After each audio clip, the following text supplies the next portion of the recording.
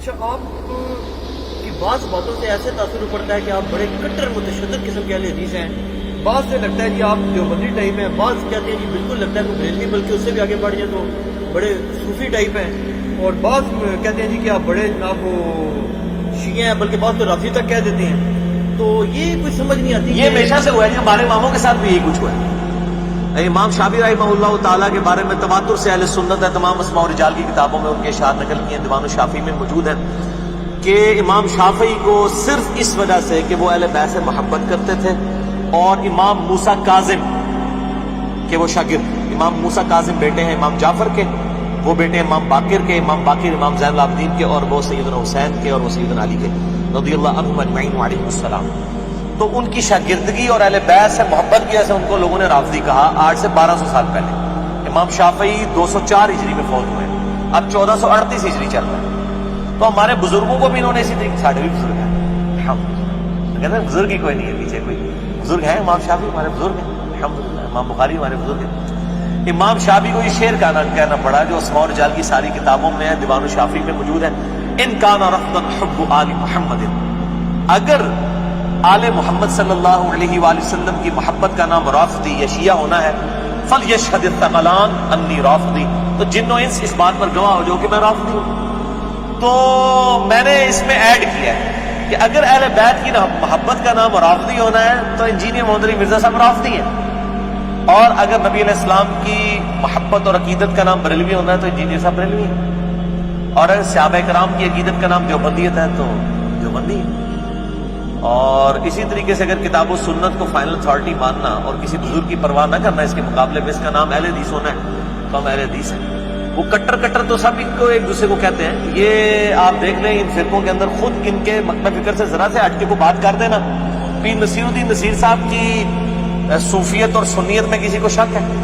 کیا مرنے سے پہلے ان کو بریلوی علماء نے بھی وہابی نہیں کہا، دیوبندی نہیں کہا؟ تو یہ علماء کے پاس چند مہذب گالیاں ہیں لوگوں کو متنفر کرنے کے لیے. کوئی توحید کی بات کرے اس کو وہ وہابی ہو گیا، کوئی اہل بیت کی بات کرے اس کو کہتے شیعہ ہو گیا، کوئی صحابہ کی بات کرے اس کو کوئی دیوبندی ہو گیا، اور کوئی توحید کی بات کرے اس کو وہابی کہہ دو تاکہ اگلے گنڈا سنگھ وہابی ہو گیا. محاورہ میں کوئی بڑھیا بھی ہوا ہے، لطیفہ بھی پنجابی دیتا، تو گنڈا سنگھ وہابی ہو گیا. یہ گالی ہے، کوئی علمی بات نہیں، ان کی جذباتی باتیں. الحمدللہ میرا یہ اصول ہے جو کتاب و سنت سے میں نے سیکھا ہے کہ چونکہ مسلم مزاج ہونے کی حیثیت سے جن باتوں میں سنی صحیح ہے میں سنیوں کو ٹھیک کہتا ہوں، جس میں شیعہ ٹھیک ہے شیعہ کو ٹھیک کہتا ہوں. آپ دیکھیں شیعہ نے جب میری ویڈیوز اپلوڈ کی ہوتی ہیں اپنے چینلز پہ تو لکھا ہوتا ہے سنی محقق انجینئر محمد علی مرزا. وہ شیعہ مان رہے ہیں مجھے سنی، لیکن سنی مجھے کہہ رہے ہوتے ہیں یہ رافضی ہے. بریلوی چڑھائیں گے تو وہ انہوں نے لکھا ہوگا کہ جی اہل حدیث محقق. اہل حدیثوں سے پوچھو گے کہ یہ تو ہے ہی نہیں اہل حدیث، یہ تو ہمارے علماء نے فارغ کر دیا. تو یہ سب ایک دوسرے کو اس طرح کی چلاکیاں کرتے ہیں. مسئلہ یہ ہے کہ میں جو مسئلہ صحیح ہے نا وہ اس مقدمے میں جس مسئلے میں مطلب حیات النبی کے مسئلے میں میں بریلوی اور دیوبند کے ساتھ ہوں، صاحب وہ دنیاوی والا مسئلہ جو کرتے ہیں اس کو چھوڑ دیں. اور اہل حدیث اس مسئلے میں پریکٹیکلی صرف شیخ زبیر صاحب نے وہ کتاب لکھی ہے، ادروائز اہل حدیث کا تو بالکل منہج بگاڑ کے رکھ دیا ہے. وفات النبی کی رٹ لگا کے وہ لوگوں کو کسی اور طرف لگا دیا.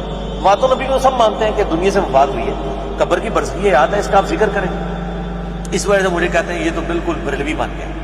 اسی طریقے سے جب میں یزید کو کنڈیم کرتا ہوں یا سیدنا علی کے مخالفین کو کنڈیم کرتا ہوں کہتے ہیں شیعوں والی باتیں کر رہا ہے. اور جب میں رفع الیدین کے اوپر کہتا ہوں میرا تو یہ دعویٰ ہے کہ رفع الیدین پہ سنی اور شیعہ کتابوں کا اجماع ہے کہ رفع الیدین دونوں کی کتابوں میں موجود ہے سوائے حنفی ہو گئے. میرا کلپ چڑھا ہے وہ کہتے ہیں تو کٹر اہل حدیث ہو گیا. یا میں مزارات اور قبر پرستی کے خلاف بولتا ہوں تو مجھے اہل حدیث کا تانا دیا جاتا ہے. آپ جو یہ فرقہ سمجھتا نا میں وہ ان فرقے کے علماء سے پوچھتے ہیں اگر وہ تصدیق کر دیں. یعنی اگر کوئی بریلوی کہتا نا کہ میں اہل حدیث ہوں تو جا کے اہل حدیث علماء سے پوچھے، اس کی تسلی ہوتی ہے. اور اگر کوئی یہ شیعہ سمجھتا ہے کہ میں جو وہ دیوبندی ہوں تو جا کے دیوبندیوں سے پوچھ لیں تو وہ اس کو کہے گا یہ تو شیعہ ہے. ٹھیک ہے.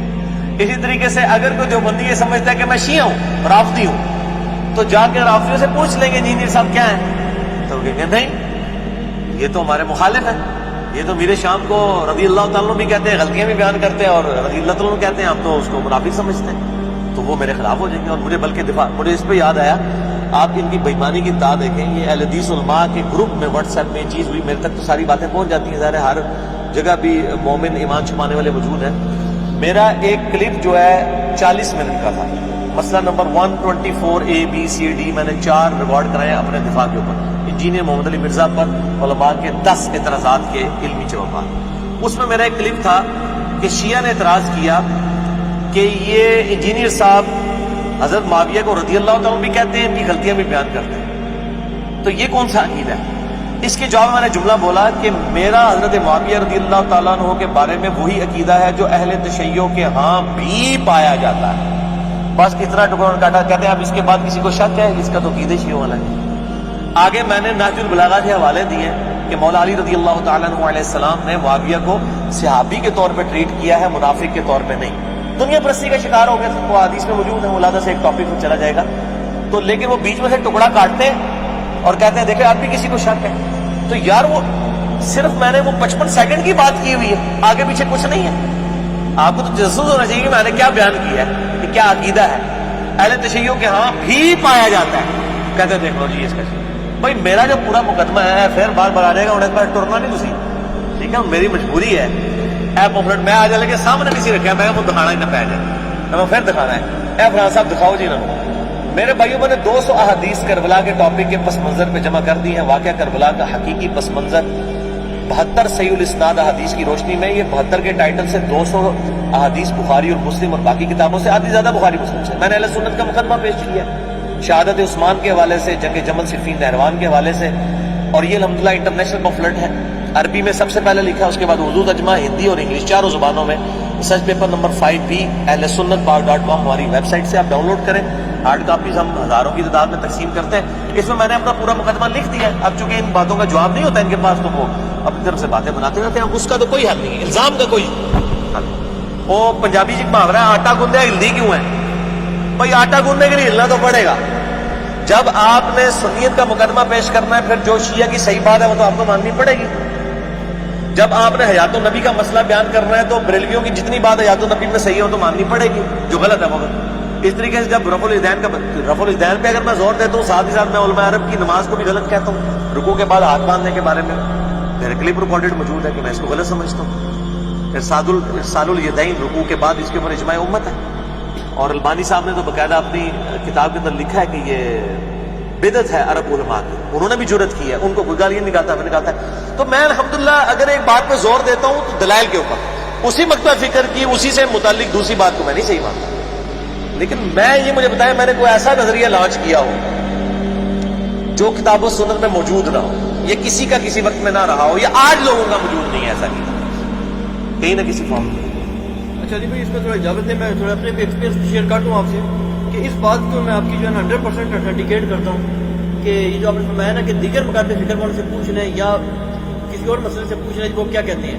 پتہ ہے میں نے پرسنلی بھی آپ کی بات دیکھی ہے کہ جو بریلوی ٹائپ لوگ ہیں وہ کہتے ہیں جی یہ دیوبندی واقعی ہے, جو اپنا وہ ہے نا دیوبندی اہل حدیث ٹائپ وہ کہتے ہیں جی یار یہ جو ہے نا یہ شیعہ ہے بلکہ رافضی ہے. اور بلکہ میں آپ کو مزید ایڈ کرتا ہوں اس میں کہ ایک سرٹیفائڈ جو رافضی صاحب ہیں انہوں نے تو ہمیں نسبیوں کی کیٹیگری میں ڈال دیا ہے. اللہ یاری صاحب نے جی ہاں, ان کو شرم بھی نہیں آئی ہے. نسبی کہہ دیا. اور ایک اور بتا دوں آپ, ایک اور پارٹی وہ بھی چلی ہے جو کہہ رہی ہے جی کہ یہ آنے والے وقت میں نعوذ باللہ دعوے نبوت کرے ہی کرے.